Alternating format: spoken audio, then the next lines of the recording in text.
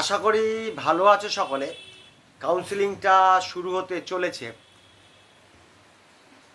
যারা বেঙ্গলে ভর্তি হবে তাদের জন্য অপেক্ষা করতে হবে WBMCC কবে নোটিশটা দেয়। ওরা যদিও একটা শিডিউল জারি করে দিয়েছে, এত তারিখ থেকে এত তারিখের মধ্যে কমপ্লিট করতে হবে, তার মধ্যেই সমস্ত সিস্টেম ঢুকানো হবে নিশ্চয়ই আশা করা যায়। কিন্তু গতবার কিন্তু এই কাউন্সেলিং প্রসেসের মধ্যে না হলেও 20 থেকে 25 বার ডেট পরিবর্তন হয়েছে গতবার। মানে এগুলো দেখা গেছিল। শেষ পর্যন্ত কী হবে জানি না। আর যারা অল ইন্ডিয়া কাউন্সেলিং করবে তারা তো অল ইন্ডিয়ার মধ্যে দিয়ে করবে, তাদেরটা এসে গেছে। কিন্তু এখান থেকে আমি কি শিক্ষা নিতে পারলাম বা কি জানলাম সেটা কিন্তু খুব ইম্পর্টেন্ট। যে জিনিসটা আমার সব থেকে মনের মধ্যে দাগ কেটেছে সেটা হলো 4 তারিখ, মানে সামনের 4 তারিখ, 4 আগস্ট, সেদিনটা কিন্তু খুব ইম্পর্টেন্ট দিন যারা বেঙ্গলে কাউন্সেলিংটা করবে। কারণ অল ইন্ডিয়াতে সিট ম্যাট্রিক্স বেরোনোর কথা আছে, সেইখানে আমাদের দেখে নিতে হবে আমাদের রাজ্যে যে 25টা কলেজ আছে, যেসব কলেজের সিট বাড়ার কথা আছে, যে 425-এর মতন বাড়ার কথা আছে, সেই ফার্স্ট রাউন্ডে কোন কোন কলেজের সিটগুলো ওরা দিল বা পুরোটাই দিল কিনা বা দিল কিনা সেটা কিন্তু লক্ষ্য রাখার দরকার আছে। আমি মনে করি বেঙ্গলে যারা কাউন্সেলিংয়ে যাবে 4 তারিখটা খুব ইম্পর্টেন্ট। কটা সিট ফার্স্ট রাউন্ডে পেলাম সেটা। এইবার সে তো অল ইন্ডিয়া হলো, যখন আমাদের WBMCC আবার আমাদের নোটিশটা দেবে আমাদের কাউন্সেলিংয়ের সময়, অল ইন্ডিয়া হয়তো কলেজগুলো দেয়নি, তখনও কিন্তু আবার বেড়ে যেতে পারে। অল ইন্ডিয়া সেগুলো দিতে না পারলেও তাদের সেকেন্ড রাউন্ডে ঢুকিয়ে দেবে, অর্থাৎ থার্ড 3টে রাউন্ড বা 4টে রাউন্ডের মধ্যে যে কোনো এক রাউন্ডে ঢুকে যেতে পারে। এইবার আসছি, এই যে কাউন্সেলিংয়ের যে বিভিন্ন ধাপ হয় সেগুলো কি কি নিয়মের মধ্যে দিয়ে যেতে হয়, এই নিয়মগুলো তোমাকে অবশ্যই অবশ্যই জানতে হবে। একটা কাগজপত্র একটা দিক আর নিয়মপত্র আর একটা দিক। নিয়মপত্রগুলো তুমি মাথার মধ্যে সম্পূর্ণ রাখার চেষ্টাটা করবে। ফার্স্টে আসছি, দেখো কাউন্সেলিং প্রসেসটা শুরু হলো। প্রথমে তুমি রেজিস্ট্রেশনটা করলে, রেজিস্ট্রেশন করার সময় একটা স্লিপ বেরোবে, পেমেন্ট স্লিপ, তার নিচে লেখা থাকবে তুমি কোন কলেজে গিয়ে তোমার ডকুমেন্টসগুলো ভেরিফিকেশনটা করতে হবে। বেঙ্গলে মোটামুটি 5টি কলেজে হয়, কলকাতায় 4টি এবং নর্থ বেঙ্গলে 1টি। যে কলেজটা তুমি পেলে সেই কলেজের টাইম ক তারিখ সেটা লেখা থাকবে ওই পেমেন্ট স্লিপের নিচে। আর এই পেমেন্ট স্লিপটা কিন্তু ডকুমেন্টসের ভেরিফিকেশনের দিন লাগবে, ভর্তির সময় লাগবে, খুবই গুরুত্বপূর্ণ কাগজ। এবার ডকুমেন্টস ভেরিফিকেশন তোমার কলকাতা হয়ে গেল, তারপরে তোমার কারা কারা কাউন্সেলিংয়ে নাম উঠলো বা তুমি বেঙ্গল র্যাঙ্ক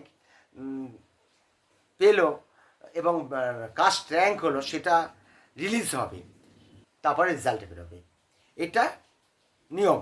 এইবার আসো, ফার্স্ট রাউন্ডে যে সিটটা পেলো, যার সিটটা পেলো সে যদি মনে করে আমি অ্যাডমিশনটা নিয়ে নেব, নিল, কিন্তু সে ভাবলো আমি আপগ্রেশনে যাব, তাহলে সে ডাইরেক্ট আপগ্রেশনে চলে গেল, তারা চলে গেল।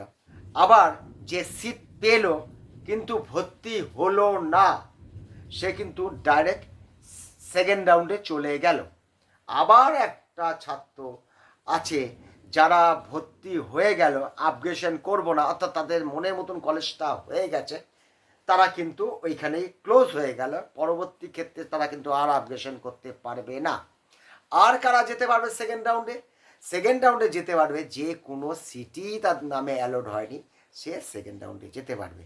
এবার সেকেন্ড রাউন্ডে আসো, সিট অ্যালোড হলো।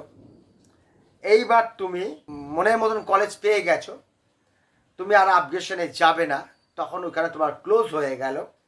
এইবার তুমি মনে করলে আমার সিট যা পেয়েছে মনের মতন হয়নি, তাহলে তুমি যদি থার্ড রাউন্ডে যেতে যাও তাহলে একটি নিয়ম আছে, তাহলে তোমাকে নতুন করে রেজিস্ট্রেশনটা করতে হবে, নতুন করে রেজিস্ট্রেশনটা করতে হবে। তুমি থার্ড রাউন্ডে যদি যাও, প্রথমবারে তোমার নাম উঠে যাওনি, সেকেন্ডবারে নাম উঠেছে তুমি যাওনি, তখন তোমার নতুন করে রেজিস্ট্রেশনটা করতে হবে। তখন তোমার আর ডকুমেন্টস ভেরিফিকেশনটা করতে হবে না। আর যে পেলো আপগ্রেশন করবো বলে সে থার্ড রাউন্ডে যেতে পারবে। আর নতুন যারা রেজিস্ট্রেশন করলো সে থার্ড রাউন্ডে যেতে পারবে। পরিষ্কার হয়ে গেল। থার্ড রাউন্ড আসো। থার্ড রাউন্ড একরকম শেষ। তোমার নামে যখন সিট অ্যালট হলো, তখন কিন্তু তোমাকে সিট নিয়ে নিতে হবে। আর কোনো রকমভাবে তুমি এখান থেকে আর বেরোতে পারবে না, তোমার সিট অ্যালট হয়ে গেল। আর যে সিট পেল নিল না, তার কিন্তু কাউন্সিলিংটা ওইখানটাই শেষ হয়ে গেল। সে ফোর্থ রাউন্ডে আর যেতে পারবে না। ফোর্থ রাউন্ডে কারা যেতে পারবে? যারা নতুন রেজিস্ট্রেশনটা করবে আর যারা কোনো সময় first round, second round, third রাউন্ডে কোনো সিট পায়নি, তারা যেতে পারবে। এবার ফোর্থ রাউন্ড কারা যেতে পারবে? ফোর্থ রাউন্ডে যারা first round, second round, third round কোনো সময় সিটটা পায়নি, তারা যেতে পারবে ফোর্থ রাউন্ডে। নতুন যারা রেজিস্ট্রেশনটা করবে, নতুন তারা কোনোদিন রেজিস্ট্রেশন করে, তারা যেতে পারবে। এই দুজনকে নিয়েই হবে ফোর্থ রাউন্ড। ফোর্থ রাউন্ডে তুমি সিট পাওনি, তাহলে পঞ্চম রাউন্ড বলে কিছু যদি হয় তাহলে তুমি যেতে পারবে। যারা সিট পাবে তাদের সিট নিতেই হবে। আর যারা পেয়ে নিল না, তাদেরও কাউন্সিলিং ওইখানে শেষ হয়ে গেল। গতবার পর্যন্ত এই নিয়ম ছিল। এবার যদি কিছু এদিক ওদিক করে তাহলে মোটামুটি এরম ধরনটাই থাকে, এর কোনো রদবদল হয় না। কাউন্সিলিংটা খুব তাড়াতাড়ি শেষ করার চেষ্টা করে এরা। এইটাই কাউন্সিলিংয়ের নিয়ম ছিল। পরবর্তী ক্ষেত্রে ওরা অবশ্যই নোটিশের মধ্যে দিয়ে জানাবে।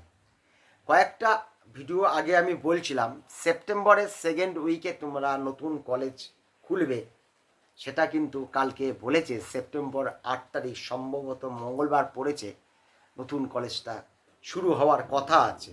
জানি না কী হবে। এটাও আমার কথাটা মিলল। সময়টা আর পাবে না, কয়েকদিনের মধ্যে রেজিস্ট্রেশনটা শুরু হয়ে যাচ্ছে। তারপর পেপারগুলোকে রেডি করতে হবে। এগুলো এক একটা করে রেডি হতে থাকো। এই ছোট্ট ভিডিওর মধ্যে দিয়ে তোমাদের জানালাম। সকলেই ভালো থেকো, এই বলে আজকের মতন ভিডিওটা শেষ করলাম।